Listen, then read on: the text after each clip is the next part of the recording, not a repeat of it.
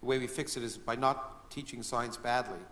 And I mean by that that I think science certainly is taught incorrectly, at least it was when I was going to school, and I think still too much. In the same sense that I think all of our schools are outdated in the way we teach things. We teach things as if the information that a teacher is telling you matters, and it doesn't. You know, you get the information, more information from this. What you need is the process, but you get more misinformation, and you need the process to distinguish between the two. And what you do is you take, the reason people are afraid of science is because, first of all, it's taught with, like, you know, Einstein saith, you know, and it's just like the Bible. But instead, we need to teach it as a process of discovery. Instead of teaching facts, we ask questions. And everyone loves the process of discovery, so teachers say, you know, how does this work? Let's figure it out. It becomes a puzzle-solving process. It becomes something that everyone naturally enjoys. And we see that the scientific enterprise is not a set of facts, but it's a process for deriving facts. And it's that process that matters, not the facts.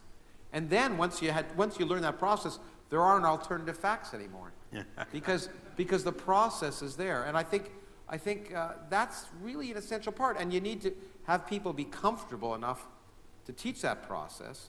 And part of that means being able to say, I don't know. Which I know we've talked about. There's this fear of I don't know. How many people were in school and you were terrified of being called to the blackboard or give an answer because you don't know? And one of the things I think we need to change is getting rid of that fear in children of the I don't know answer, because quite often it's the correct one, and we should applaud that and encourage this spirit of discovery and acknowledgement that I don't have an answer. And you know who's more afraid than children of the I don't know? Teachers and parents. Because how many parents, when your kid asks you a question, and you want to give them an answer? You know, I like that Calvin and Hobbes thing where his father always gives him crazy answers. It'd be fun to do sometime. But to someone else's kids. I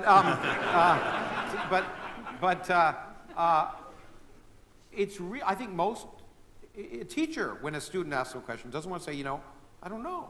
But that's the best thing a teacher can say, and then follow it up with, hey, let's figure out maybe how we can find the answer together. And it'll be a process of joint discovery. And parents, again, I don't know. Be comfortable with saying I don't know, because you don't. And and not knowing is one of the most exciting things about being human, because it means there's something left to learn. And I have often said that as a theoretical physicist, the two most exciting states to be in are either wrong or confused.